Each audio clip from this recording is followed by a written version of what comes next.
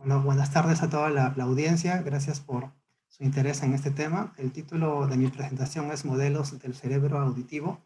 Es un resumen en castellano de una revisión de artículos justamente sobre modelos computacionales del cerebro auditivo que realicé en colaboración con Ryo Teraoka, quien ahora es postdoc en la Universidad de Kumamoto, allá en Japón, el profesor Liu, el profesor principal y ahora en la Universidad Tsinghua de Taiwán, y Mika Sato y Andrés Kral, quienes trabajan en la Universidad de Hannover. En particular, ellos son médicos allá en el Instituto Hannover de Neurociencia Auditiva.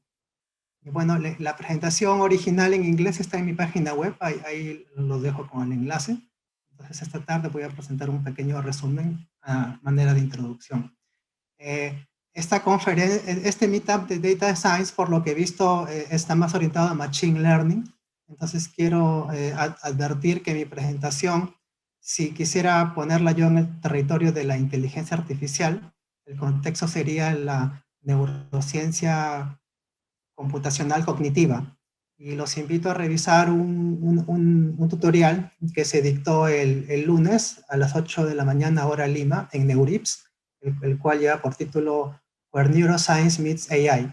Es más o menos una hora dura, pero hay 3 charlas muy, muy buenas. Entonces, en ese contexto va más o menos mi presentación. Y lo que quiero decir es que mi aproximación a la inteligencia artificial no es a través de machine hearing como se estila, sino a través de la percepción, de la cognición y sobre todo de modelar las redes neuronales naturales, no las redes neuronales artificiales. Sin embargo, hay ahí bastantes puntos en común, pero Machine Learning es ya un territorio totalmente aparte que muchas veces no tiene nada que ver con las neurociencias. Entonces quería hacer esa aclaración. Y bueno, en cuanto a por qué es importante modelar el cerebro auditivo, es importante para aplicaciones, por ejemplo, dispositivos de ayuda para personas con pérdida auditiva, audífonos para la sordera. También es importante para los sistemas de audio 3D, para realidad aumentada, por ejemplo. Y también para robots o máquinas que buscan pues, reconocer el entorno acústico. Y lo que se busca es crear métodos de procesamiento de audio que tengan mayor naturalidad y realismo, que traten de imitar todas las facultades que tiene un ser humano a través de su sentido de la audición. Los conceptos importantes para entrar en este territorio de modelamiento neuronal son, primero, entender 2 tipos de conectividad. La conectividad estructural, se usa para referirnos a los vínculos biológicos y anatómicos que hay entre neuronas y entre redes en el cerebro. La conectividad funcional refiere a la asociación estadística, lo que se estila en Machine Learning llamar a los pesos, por ejemplo, a las conexiones. Luego, existen 2 tipos de conectividad en cuanto a rutas, y la primera es el bottom-up pathway, en castellano sería las vías neuronales ascendentes, que parten de los estímulos hacia la cognición. En este caso, por ejemplo, en audición vamos a ver más adelante, la localización de un evento sonoro requiere solamente del estímulo. Todo el proceso que ocurre dentro del cerebro es automático. Entonces, como ese proceso depende solo del estímulo, entraría en la categoría de vía neuronal ascendente. Por otro lado están las vías neuronales descendentes, o el top-down pathway, que ya depende de la tarea que un ser humano va a realizar. Entonces, a veces uno no está muy pendiente de los estímulos del mundo, sino que uno ya tiene en mente una tarea a ejecutar. El caso más ilustrativo es la atención. Por ejemplo, cuando uno está escuchando, hay sonidos en el entorno que capturan nuestra atención o que interrumpen lo que nosotros estamos haciendo y llaman nuestra atención. Ese proceso ocurriría en una vía neuronal ascendente. Sin embargo, cuando uno ya pone atención en particular en un evento, eso ya ocurriría en una vía neuronal descendente. Estos 2 procesos ocurren en paralelo, es muy difícil aislar uno del otro en el cerebro humano real. Sin embargo, esta separación a nivel de concepto de vías neuronales ascendentes y descendentes sirve mucho para abstraer estos casos y poder modelarlos de manera matemática. Las consideraciones para la revisión que voy a presentar son, voy a poner énfasis en la funcionalidad a gran escala, con fines de que estos modelos sean de aplicación en ingeniería. También la eficiencia algorítmica, por supuesto, por los recursos computacionales limitados que tenemos. Y eso quiere decir que hay que poner menos énfasis en el detalle del estructuralismo biológico. Si esta revisión fuera orientada a la medicina o a la neurociencia biológica, habría que hacer lo contrario, ¿no? Poner mayor énfasis en el estructuralismo biológico. Pero el norte de este estudio fue justamente identificar los algoritmos que podrían ser reproducibles en una máquina. Entonces, esas son las consideraciones. Las vías auditivas para la localización e identificación son las que voy a resaltar como ejemplos básicos para que se comprenda el mensaje que quiero transmitir. Y en este caso vamos a usar una vía bottom-up, o sea, basada en el estímulo. En principio tenemos el tímpano, el tímpano y luego el oído medio y luego el oído interno. En el oído interno hay un órgano que se llama el caracol o la cóclea, es este órgano de aquí, la cual actúa como un analizador de espectros y extrae las señales para la localización. Las señales espectrales y luego más arriba tenemos el complejo olivar, que se encarga de integrar el oído izquierdo y derecho para extraer señales que son importantes para la localización. Se le dice señales interaurales.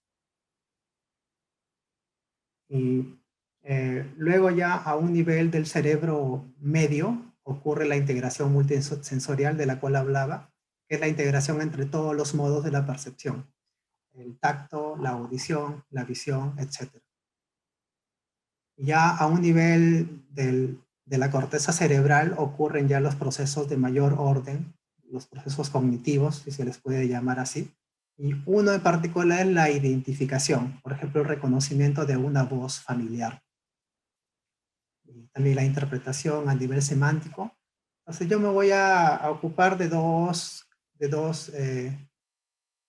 casos en particular, los cuales son la localización, que ocurre a un nivel primario, digamos, que solamente depende de un estímulo, y la identificación, que ocurre ya a un nivel cognitivo superior. La localización requiere de dos tipos de señales primarias. La señal espectral, con espectro me refiero a frecuencia, digamos, sonidos graves, medios y agudos. Y señales interaurales significa que dependen de ambos oídos. Binaurales también se les suele llamar.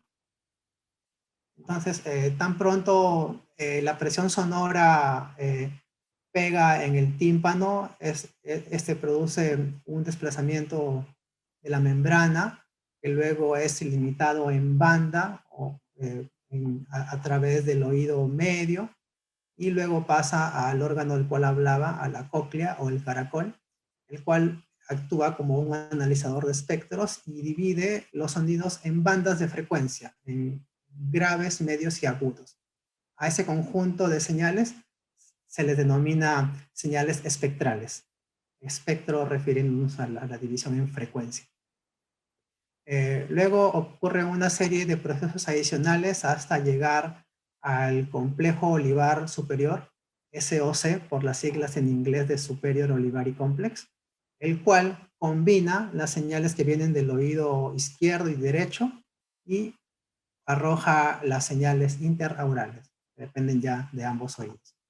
En principio, estos dos tipos de señales son suficientes para que el sistema auditivo humano localice una fuente sonora en el espacio, ya sea en las partes laterales o en el frente. En cuanto a herramientas para el modelamiento auditivo, aquí hay un breve resumen.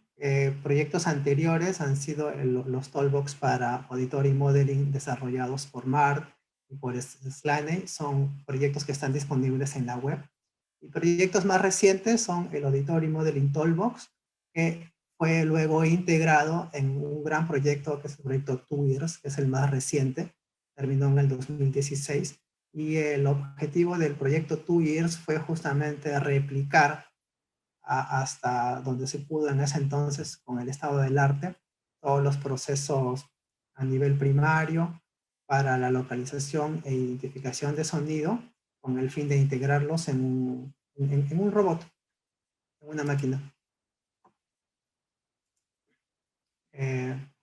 Las características importantes de esta Toolbox, del 2Years Auditory Modeling, son que son orientados a objetos, lo cual sirve mucho para integrarlos en cualquier otro proyecto de audición artificial.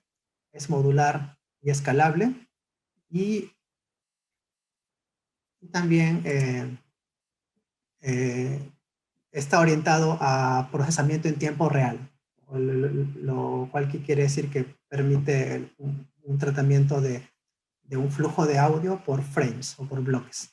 Entonces es bastante útil. La limitación es que solamente estuvo implementado en MATLAB, y ahora hay otras iniciativas que están buscando replicar lo mismo y extenderlo en un lenguaje abierto, tal como Python, por ejemplo.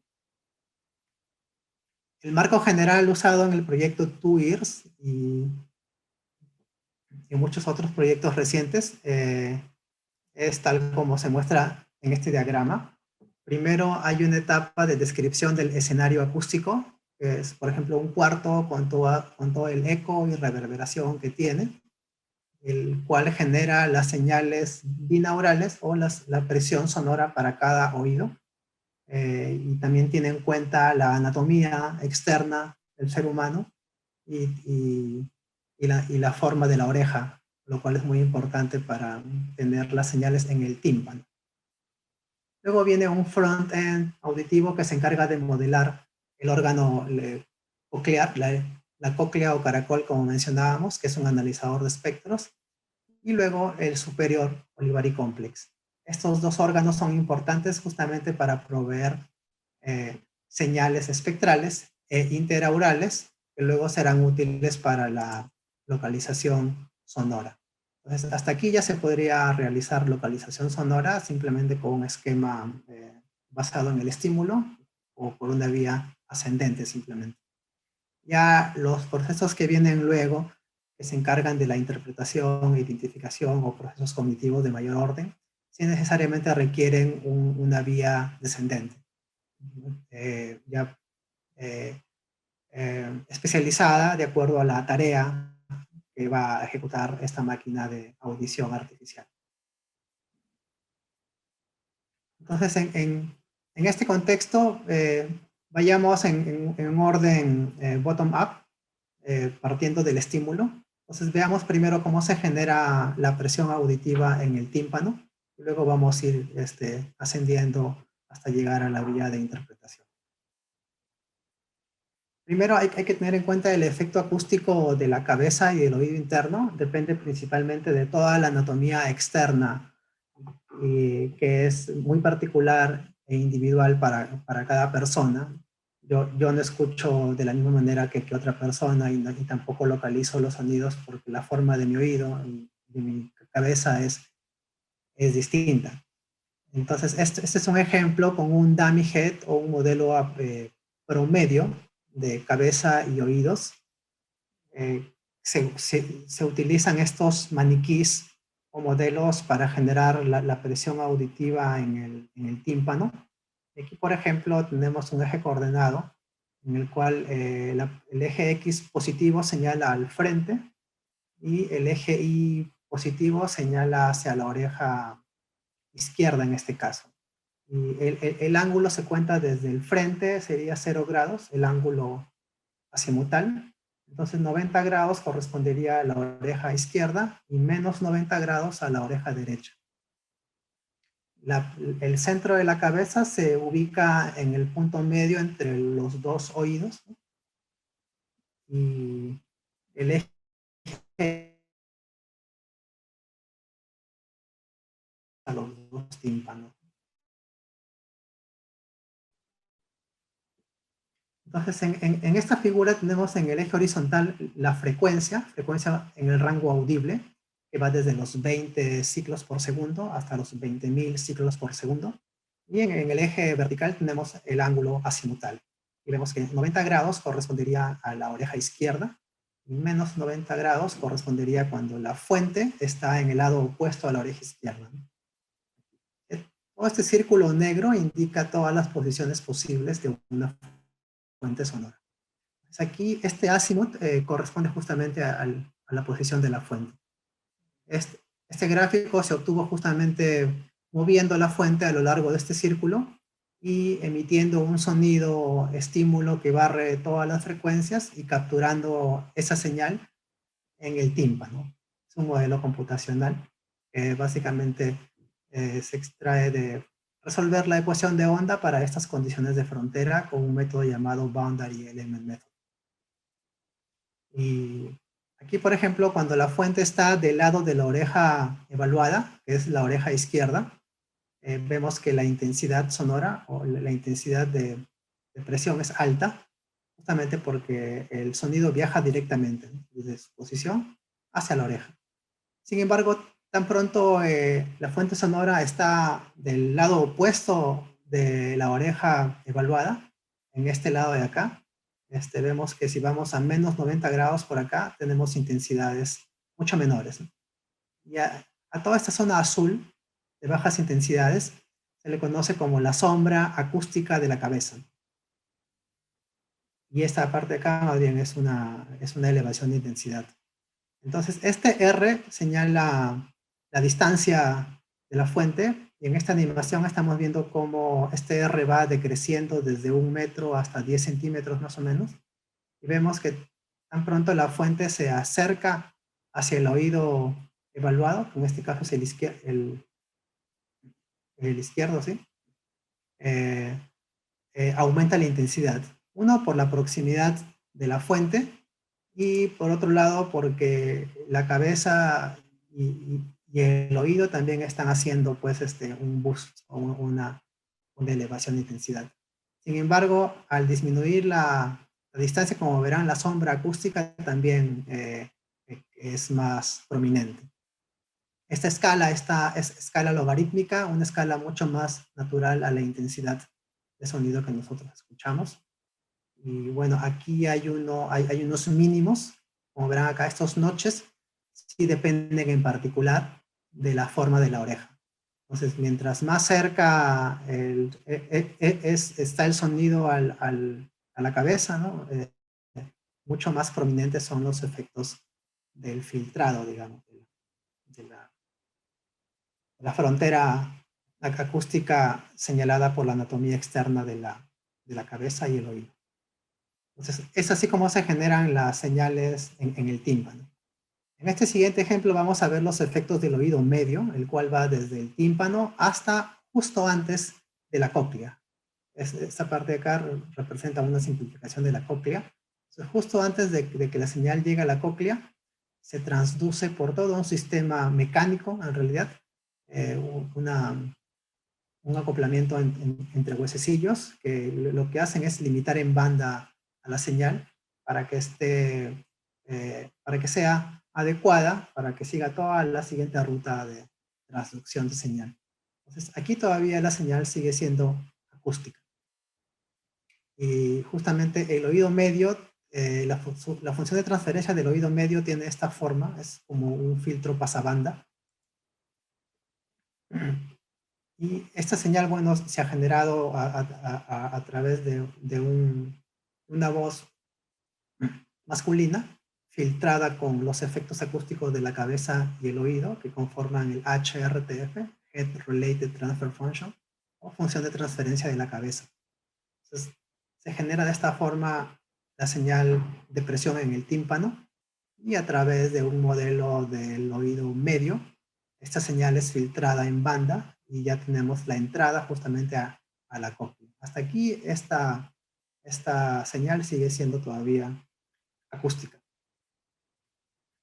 Luego pasamos ya tenemos la entrada a la cóclea, y aquí sí ya hay todo un flujo dentro de dentro de este huesecillo hay todo un flujo y una membrana.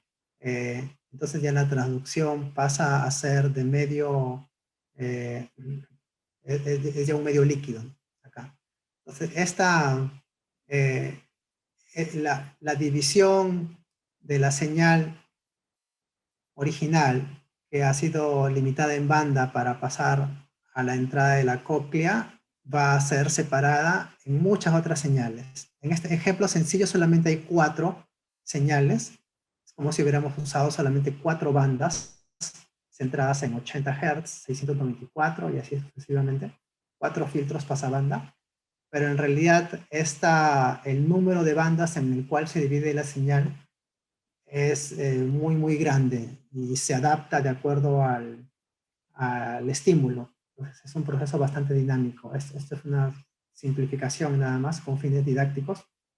Y el banco de filtros que realiza este análisis de frecuencia o subdivisión en bandas se llama los Gamma-Tone filters, que es el modelo clásico utilizado para modelar justamente la cóclea, vista como un analizador de espectros. Este es un modelo lineal. Un modelo más elaborado de la cóclea es un modelo no lineal, el cual permite la interacción entre ambos oídos a través de un coeficiente que permite justamente decir el porcentaje de interacción que hay entre el oído izquierdo y derecho. Pero este coeficiente ya sería una conexión top-down, porque no hay conexión directa entre las orejas a este nivel todavía. Entonces, esta entrada viene ya de un nivel superior de modelamiento. Y estos modelos de filtrado no lineal de la cóclea, en realidad son los modelos clásicos, los Gamma-Tone, puestos en serie y con un lazo de alimentación hacia adelante. Pero es como una combinación en serie y cascada de los modelos clásicos más una vía de realimentación que puede venir de una vía superior de procesamiento. Y son más precisos que los anteriores, sin embargo también demandan mayor carga computacional. Entonces ya tenemos la salida de la cóclea. Esto ya es a nivel neural. Esto ya representa señal neuroquímica porque ya pasó todo el órgano de la cóclea que prepara justamente los primeros estímulos que van a pasar ya al sistema de nervios, a un par craneal que es el octavo par craneal, que es el que se encarga de la audición. En percepción, el cerebro se entiende como un conjunto de pares craneales y cada par craneal se encarga de un sentido. Entonces, cuando se dice el auditory pathway u octavo par craneal, siempre se refiere a los nervios que llevan la información neuroquímica relacionada al sentido de la audición.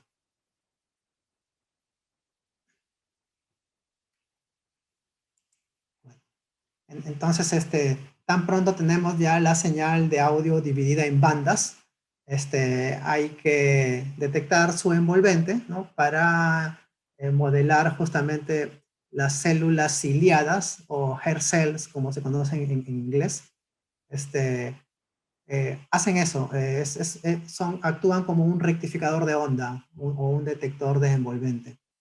Y el modelo más básico es ese, un detector de envolvente. Entonces tenemos las 4 bandas que estamos usando en nuestro ejemplo, que luego de una rectificación, como verán acá, están ya de esta forma.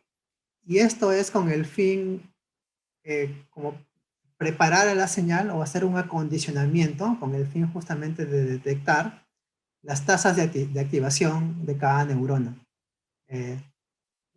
Con tasa de activación se refiere uno al número de spikes o máximos que ocurren por segundo. Como las cantidades de neuronas, ustedes saben, son cantidades masivas, se prefiere hablar de promedios de activación por población de neuronas y por segundo. Entonces, a toda esa cantidad se le llama tasa de activación. Y esas tasas de activación se pueden obtener haciendo un promedio, por ejemplo. Entonces el modelo más sencillo es un integrador nada más. Aquí hay un ejemplo más elaborado en el cual hay muchos más canales. La señal en la cóclea, ¿no? La cóclea ha actuado como un analizador de espectros que ha generado muchas más bandas de frecuencia, como verán acá. Y esto ya se parece a lo que en procesamiento de señales conocemos como un espectrograma. Entonces, tan pronto uno integra todas esas cantidades, dada una pequeña ventana de tiempo, que es un parámetro importante, es como agarrar frames de audio aquí e integrar en cada frame, se integra y se obtiene justamente un mapa de tasa de activación, que se parece a un espectrograma, como verán acá, y, aquí la escala de color representa justamente la tasa de activación, ¿no? o el número de activaciones por segundo, que van en este orden, desde las milésimas hasta las unidades, ¿no? En ese rango están. Y con este mapa de activación, ya podemos extraer las señales primarias para localización e identificación. Entonces, hasta aquí todavía estamos en el front-end, en la etapa primaria del sistema auditivo. Y si queremos llegado a integrar ambos oídos, nada, estamos todavía en la cóclea, en la primera entrada a todo, ya hablando de neuronas, pero son las neuronas que recién están capturando el primer estímulo.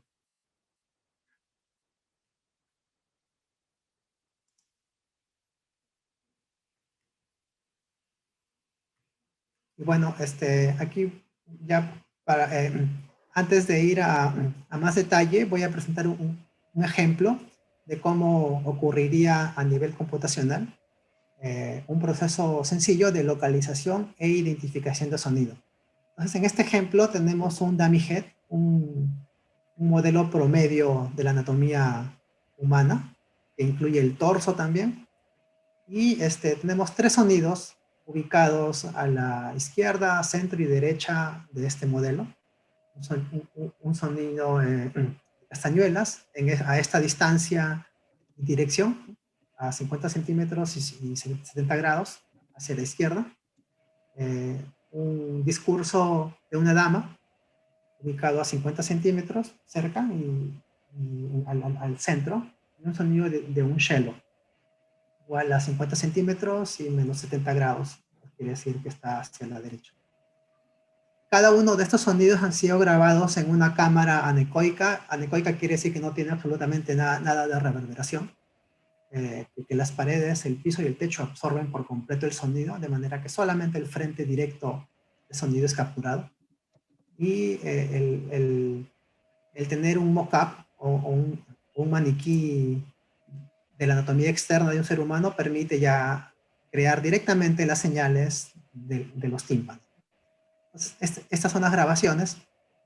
Y el orden en el cual ocurren estos tres estímulos en el tiempo no es al unísono, sino que cada uno ocurre a la vez. Primero suena el cello, luego suenan las castañuelas y luego la voz femenina, en ese orden. Entonces, aquí estas dos señales de audio representan la presión en el tímpano, en el oído izquierdo y derecho, como verán. Entonces, esta es la entrada al front-end. Aquí, como verán, la oreja izquierda, la oreja derecha, el mismo estímulo que presentamos anteriormente, para las tres posiciones de los estímulos.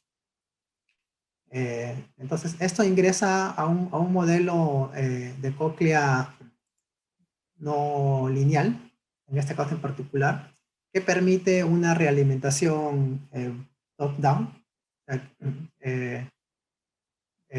y permite también la integración entre ambos oídos, pero a través de una vía top-down, una vía de realimentación. Y aquí ya tenemos las tasas de activación, porque este auditory front-end tiene pues el analizador de espectros y los promedios necesarios para tener el mapa de activaciones. Y una forma sencilla de cómo evaluar la localización es simplemente haciendo una correlación entre las señales que vienen del oído izquierdo y derecho, una correlación interaural, el cual es el modelo más sencillo del Superior Olivari Complex, que como vimos se encarga de la integración o combinación de ambas señales binaurales. Y esta correlación permite extraer la diferencia de presión sonora o de nivel, pero entendido ya a nivel neuronal, o sea, con un cambio de unidades. Sin embargo, las señales mantienen su importancia de acuerdo a cada banda de frecuencia. Pues aquí tenemos la diferencia interaural, que es una señal primaria que sirve para la localización, y a la vez la diferencia de tiempo de arribo de la señal, cuánto demora en llegar al oído izquierdo y derecho, el cual es un tiempo distinto, ¿no? Por la distancia entre las orejas y la posición de la fuente, y eso se sigue reflejando a nivel neuronal también. Entonces, existe una teoría de localización sonora clásica que dice que las ILDs, las Interaural Level Differences, son más prominentes a altas frecuencias y los retardos son más prominentes en las bajas frecuencias. Entonces, este modelo bastante básico justamente muestra acá mayor intensidad en las altas frecuencias para las ILDs y aquí también mayor intensidad en las bajas frecuencias para las ITDs. Entonces, hasta este punto está replicando esta teoría de psicología experimental, digamos, ¿no? que sirve para la localización sonora, y a su vez está pues identificando los distintos tipos de señal que están ocurriendo. Entonces, hasta aquí, estas señales primarias ya se pueden utilizar para localizar un sonido. Luego, el proceso de identificación sí es mucho más complejo, ya requiere un proceso que tiene que ver, que tiene que analizar el mapa de activación, pero no solo a nivel de bandas, sino también en el tiempo, ¿no? Es un análisis espectrotemporal. Y hay una base de funciones, si podríamos decirla, que es adecuada para hacer este análisis en el Neuron Rate Maps, que son las funciones de Gabor, las cuales se usaron previamente para visión artificial, y el primer intento de justamente identificar ahora estímulos auditivos se realizó con estos filtros de Gabor que habían servido previamente para la visión. Y sí, efectivamente, a pesar de que no es tan evidente aquí, sí se ven patrones tipo una huella digital, ¿no? O una marca que distingue a cada estímulo. La marca del violín es distinta que la marca de las castañuelas y a su vez ambas son distintas que de la marca de un, de un discurso femenino.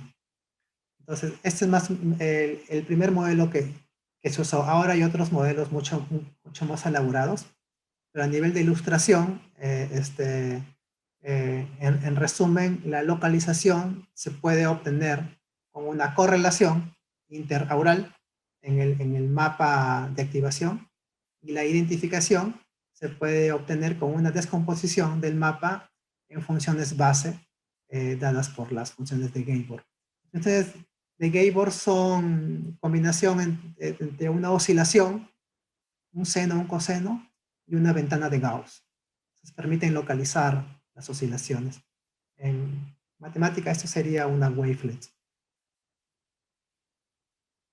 Bueno, ya para no ir en más detalle, aquí hago un salto brusco y en lo que se busca, el norte de este tipo de investigaciones, además de las aplicaciones ya a nivel de modelamiento, se ha hecho mucho trabajo en modelar el front-end, como hemos visto, la cóclea y el superior Olivari Complex. Sin embargo, en cuanto a la parte cognitiva y a la parte de la corteza cerebral, hay algunos trabajos a nivel médico y de neurociencia biológica. Sin embargo, no están todavía puestos en un lenguaje, digamos, propio para las aplicaciones, por ejemplo, para los ingenieros que trabajan en DSP y que buscan hacer algoritmos de audio mucho más, un poco mayor naturalidad, realismo, pero esta etapa todavía está un poco difusa, justamente porque esta etapa depende de la tarea que el ser humano va a realizar. Entonces es muy difícil dar un modelo eh, que va a servir para todos los casos posibles de audición. Justamente eso es lo interesante de este reto, integrar justamente la parte cognitiva en estas máquinas de audición. En el futuro se busca integrar estas máquinas cognitivas para realizar sistemas de audición artificial inspiradas en el cerebro. Por ejemplo, este es un proyecto en el cual estamos trabajando con la Universidad de Tohoku, en colaboración también con Taiwán y Alemania. Y el, la idea, la idea general es como sigue. Primero, que los seres humanos solamente tenemos dos oídos, ¿no? Pero esa parte del front-end podríamos extenderla a un arreglo de micrófonos. Entonces, uno, que estamos trabajando en crear un auditory front-end, pero multicanal, lo cual quiere decir que habría una parte de separación en banda, pero no solo para dos micrófonos, como son los dos oídos, sino para un arreglo de micrófonos, lo cual permitiría pues hacer todo un reconocimiento acústico del entorno con mucha más precisión espacial. Esto generaría las señales primarias, como vimos, las señales espectrales y las señales, en este caso, intercanal, eh, para varios micrófonos. Y eso iría a una red neuronal, pero cuya asociación estructural y estadística está basada pues en modelos reales del cerebro.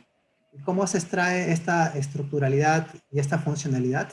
Justamente analizando data real, lo que ahora llaman en neurociencias el conectoma cerebral, y hay mucha data disponible en distintos laboratorios en el mundo, la cual puede ser analizada con procesos que ahora se denominan Graph Signal Processing. Es ver la data independientemente de la geometría que tienen y más bien concentrarse en las interrelaciones de la data. También se le llama análisis de data topológica. Cuando uno ya descarta todo sistema de coordenadas que pueda haber y se concentra simplemente en las interrelaciones, en la conectividad. Y esta red neuronal inspirada en la biología es más óptima para adaptarse y reconocer justamente situaciones reales. Esta es la idea general más o menos del proyecto en el cual estamos trabajando actualmente. Muchas gracias. Bueno, Entonces, muchas realmente gracias.